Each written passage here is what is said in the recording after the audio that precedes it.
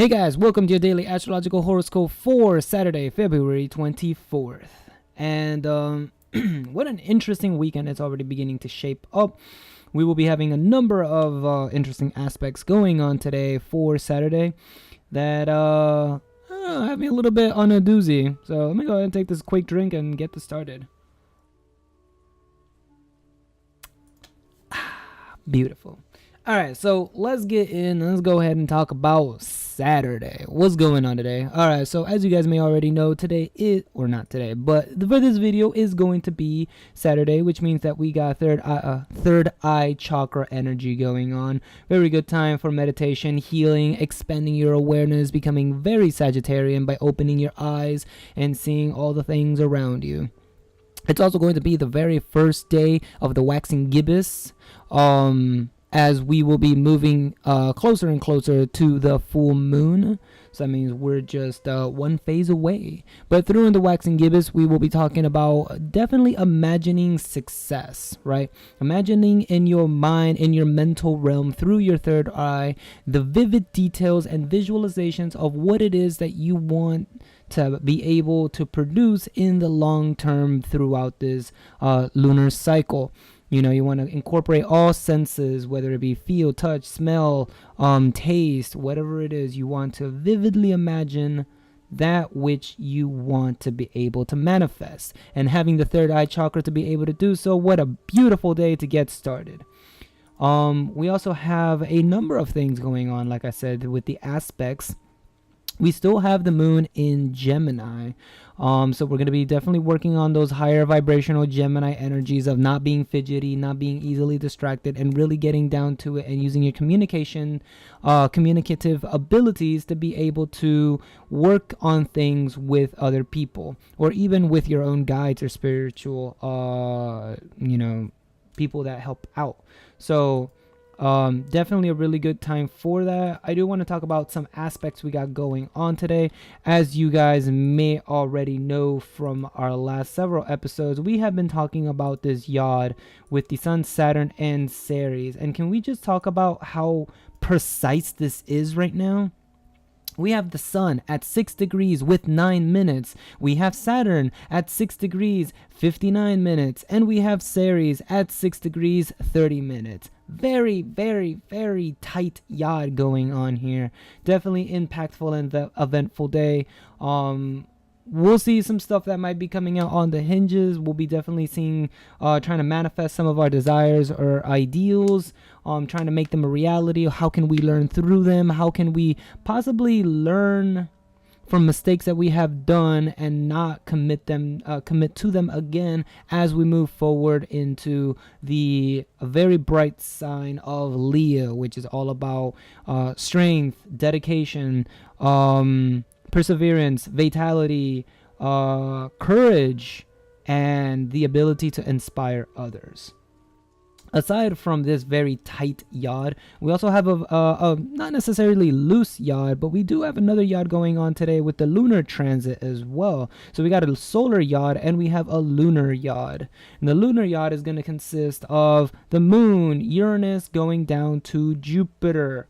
So again, a lot of this might be a moment of exposing. Like when I see a transit like this, we got moon and Gemini getting them spiritual downloads, trying to figure out what's going on, figure out what the truth is. We got Uranus up in Aries, which we've known has been all about trying to bring sudden quick changes to our everyday way of being, or even as a collective whole being of all of the people. And then we have Jupiter, who has been just absolutely exacerbating people's desires and lower vibrational actions to reveal them to the world so that we can do something about it. So a moment like this, where we have these three aspects working in a yod like this, we might be seeing some exposing, some eviscerations. Stay tuned to tomorrow's episode. Maybe we'll find out by Monday who's been slashed off the list of possible candidates moving forward. So definitely hoping to see some good stuff going on there. I'm a sucker for good actions. Just throw two people into the ring, give them weapons, and just watch them kill themselves to death. Sounds like a good old jolly time to me. Family friendly. Even your 6-year-old niece can come and see that. But moving on to something actually more serious. It's kind of how do we say this? When I see a transit like this, it really makes me realize that all of this has been orchestrated, right? I mean, just look at the moon being lit up, right? We have sextile to Uranus, we have square to Chiron, square. We have opposition to Mars, and we have in conjunct to Jupiter. Right now, this moon is lit the fuck up before it moves into Cancer, in which with all of these signs we have additional things that are going on as well, right? So we can complete the cycle here and say we have a tricolor that goes from moon to Chiron to Jupiter, definitely healing a lot of those internal wounds, those emotional things that have been getting in our way. We can talk about the fact that we can finish off the yod from Uranus, wedge from Uranus to Mars, which is talking about how, yes, there's going to be a lot of actions that we need to take as far as changes come, but we also really need to make sure that the changes that we're going to be implementing are going to be emotionally satisfying for us, that they are the truth that we're supposed to be moving into, and that we're not getting lost and distracted by all the other things that are happening in our current life. So again, a lot of really big aspects coming out of the moon today, especially after the massive T-square that we had yesterday. Juno coming into Pisces. So, hey, look at that. You didn't think I missed it, did you? We have an trine going over to Juno. And once again, this is all about being committed to our truth, being... As we can take this in two different ways, right? We could definitely be committed to our truth, but because the moon is the fastest sign here, I would say this is more about being enlightened to the ideals that we should be committed to, right? That's kind of the way that I would interpret this. And if we finish the tricolor going down here back to Jupiter again, this is definitely talking about being able to see the bigger picture in everything that is going on, and really being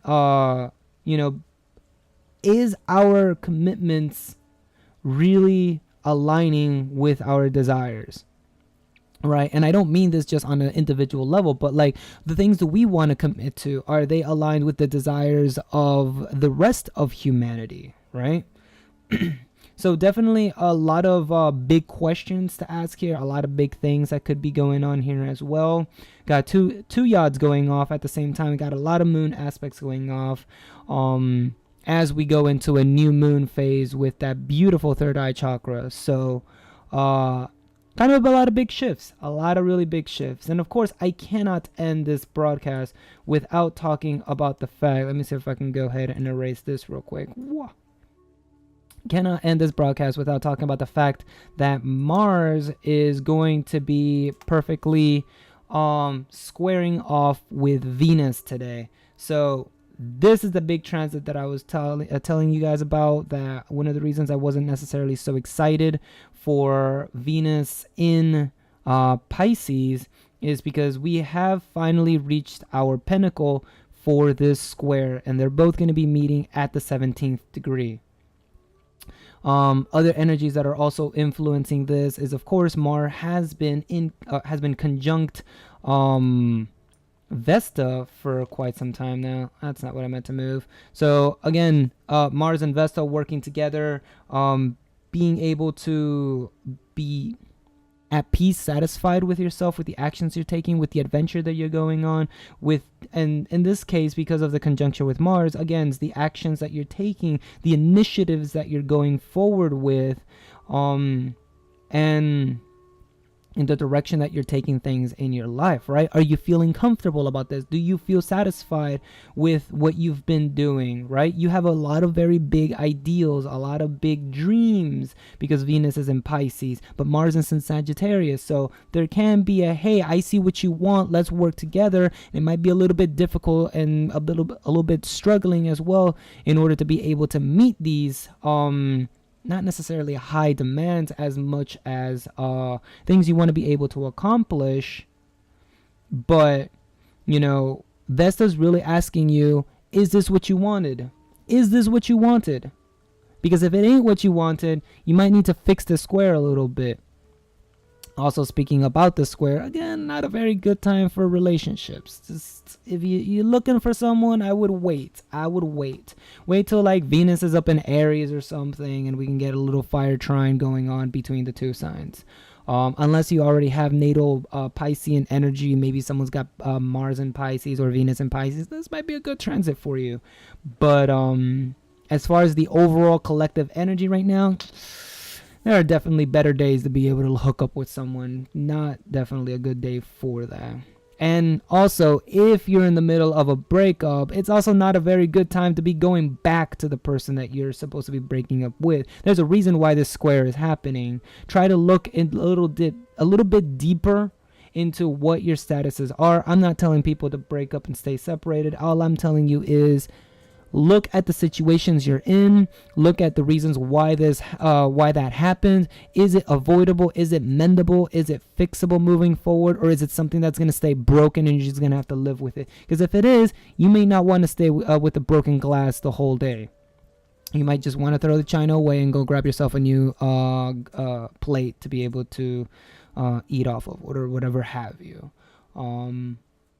So some people say don't fix what's not broken. I would say if it's broken and it can't be fixed, there's no reason to keep it. But again, don't take this as a negative thing, but rather a learning experience. What did you learn out of this? What can you learn out of this, right? Life isn't necessarily about dwelling on the negativity, but instead to use the negativity as a way for us to be able to move into a higher vibration, to be able to take the lessons that we've learned and to be able to improve ourselves as spiritual beings. So definitely we got a lot of squares going on within the last 48 hours, and I think they're definitely here to be teaching us a lot of lessons, to be coming into the awareness of a lot of our realities that we've probably been neglecting. You know, maybe we've been taking that lower Gemini vibration of just kind of dodging everything that comes our way, right? Maybe it's time to actually face it. It's time to take a look at it. It's time to focus on it. So yeah, that's it for today. Hopefully you guys enjoyed today's broadcast. I have forgotten to switch over that Sun in Pisces to Juno in Pisces, but we do have that out. So if you want to go ahead and check that out, go ahead and check out our playlist. If you missed yesterday's episode, definitely go ahead and check that up there. And with that said, thank you all for watching. Definitely appreciate you guys' support. And as always, stay safe, stay positive, and I'll catch you guys on the next cast. Peace.